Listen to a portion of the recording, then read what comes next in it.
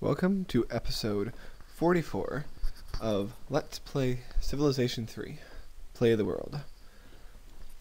Okay, I hope you enjoyed some music from the last episode, and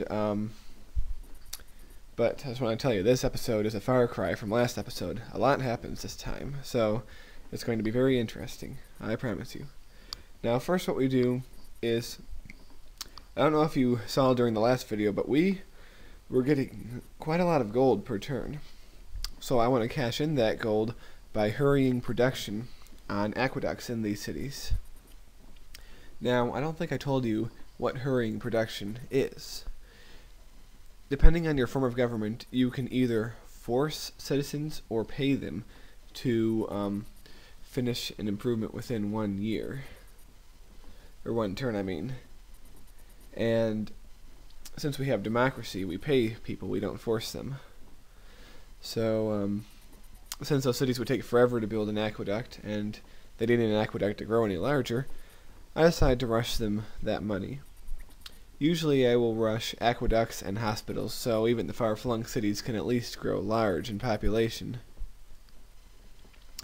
Alright, now we have learned flight, which really brings us into the 20th century because we can now build air units. But before I do that, I want to build airports. Now, airports have 2 main functions. One, they work as sort of a barracks for your air units, meaning they start as veterans and they can heal faster in cities that have airports. Another reason, airports are kind of have the same use as harbors. If you have 2 cities that are connected by a harbor, they can share resources and such. Same thing is true with 2 airports. And yet a third reason is you can airlift troops between one city with an airport and another. So let's say I was playing on a different map where I had an island and I couldn't just zip them over on a railroad. Well, instead of loading them into the boat, moving the boat across the water, then unloading the boat, if I had an airport on the island, I could simply fly them there. It's really useful for those kind of games, believe me. You probably won't see that function too much in this game since we're, mainly playing Continental, but you'll see it. Now, I'm going to research mass production next. And I'm pretty confident that is the advance that's going to give us battleships. It also gives us a couple other things. I believe it gives us transports. Or, I think we might already have transports, but don't quote me on that. Now I show you the tech tree to show you how not very much we have left to go in the Middle Ages. I mean, the Industrial Ages, excuse me. We only have a few more technologies to learn. And then we'll be in the modern ages. Now what I decided to do here is, with my surplus of money and with the technology I've had, I decided to do some tech trading. Tech trading is a very important part of this game, as you know. So I see what technology they have. They have an atomic theory of mass production already. So I decide, well, the Koreans are embattled against the Celts. I want to help them without actually fighting the Celts. So what can I do?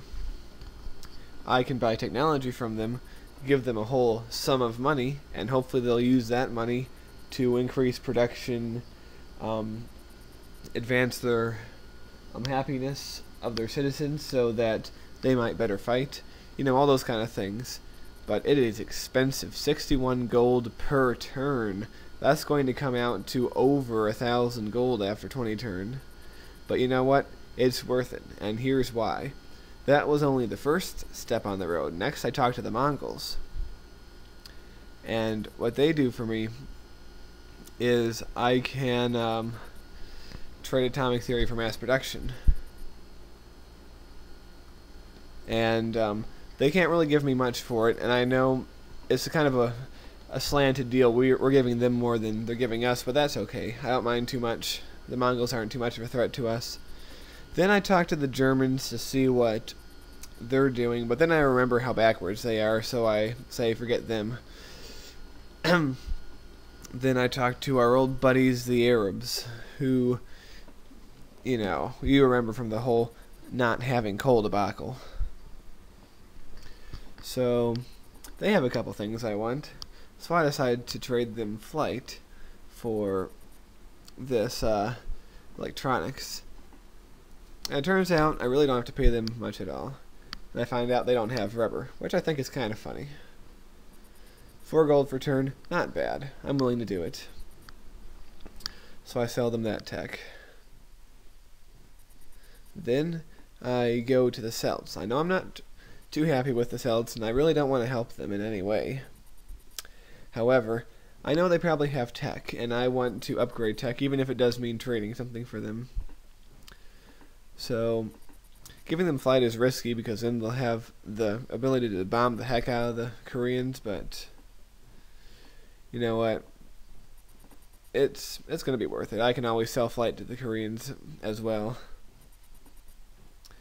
So I get that done, and once I make this deal, I am fully up to speed with technology. We are behind no more.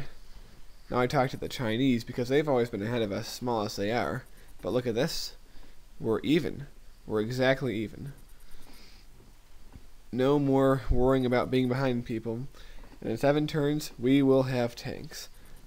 I decide to move my destroyer in to just see what's going on, and by complete fluke, I discover there are Celtic troops within Korea. I didn't, since you can't see the battlefield, I didn't know how far they penetrated, and they've penetrated pretty far. So what we're going to see here, you might actually get to see a battle, and indeed we do. This city is under attack by Celtic forces, and he seems to be holding it off, even as far as to get promoted.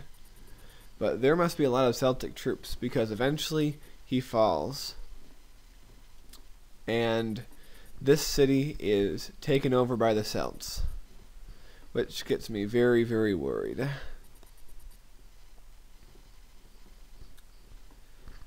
I do worry that my final apocalyptic showdown will be with the Celts.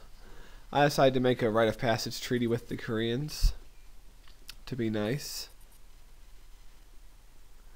And here we go, the Mongols and the Koreans signed a mutual protection pact, which means very shortly the Mongols will once again be fighting the Celts, forcing them into a 2-front war. Now, I don't know, the Celts might have the ability to kick both of their butts at the same time.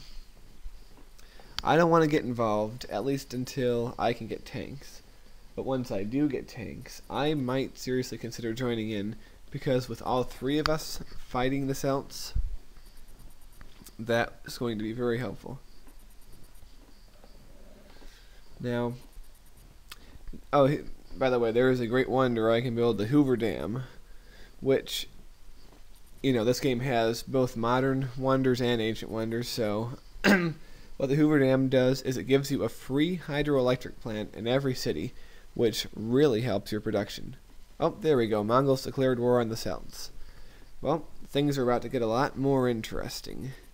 But we're going to save all that for the next video.